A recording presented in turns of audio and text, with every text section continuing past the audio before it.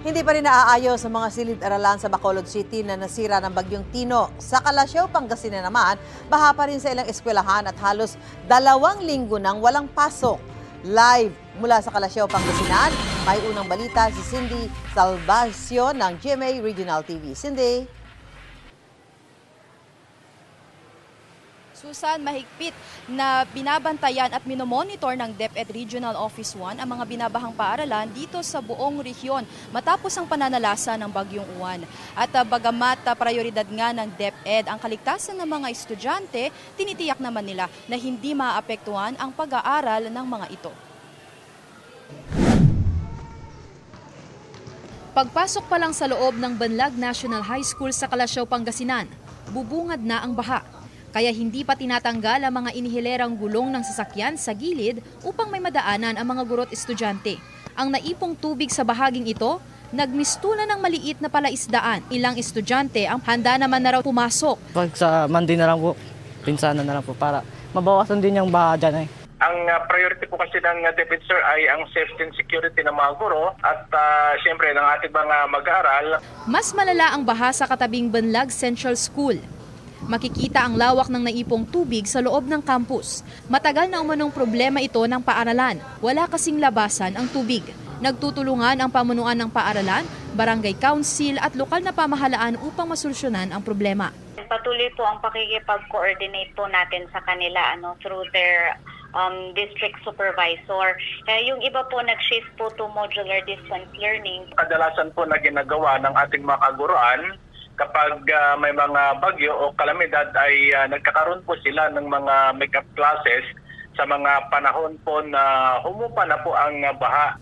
Sinira ng Bagyong Uwan ang bahagi ng bubong ng gymnasium ng Banawang Elementary School. Wala namang naapektuhan sa mga silid-aralan. Handa na raw magbalik eskwela ang mga mag-aaral matapos ang halos 2 linggong walang pasok na nagsimula pa noong wellness break. Sa Bacolod City, hindi lang mga bahay ang nasira sa pananalasa ng Bagyong Tino. Nasira din ang mga silid-aralan. Sa Andres Bonifacio Elementary School 1, nasira ang mga silid pati na ang mga kisame ng mga ito. May mga puno ring nabuwal sa paligid. 4 sa mahigit 20 silid ang hindi pa magamit dahil nasira ng bagyo, ayon sa pamunuan ng eskwelahan.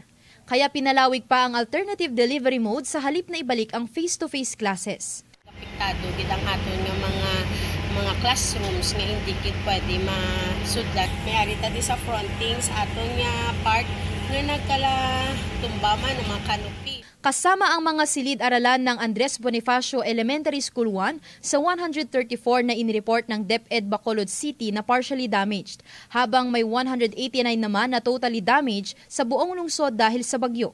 Nag-delay gid ka supposedly 1 week lang ang aton nga sem break, ang aton nga health break. Till now, hindi pa regular ang aton nga class. Nag-localize ang school. Suspension of face-to-face classes.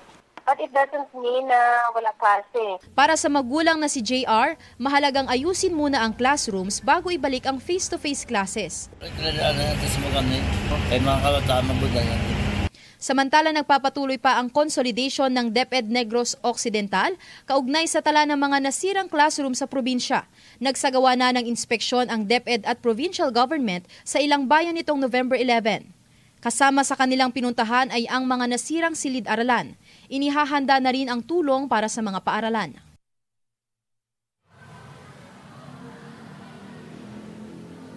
Susan, dito sa ating kinaroroonan sa Calasiao, Pangasinan, bukod sa mga binabahang paaralan, ay may mga paaralan din na wala pang supply ng kuryente. Patuloy naman na nakikipag-ugnayan ang lokal na pamahalaan sa mga paaralan at sa mga electric companies nang sa gayon ay mapabilis ang power restoration.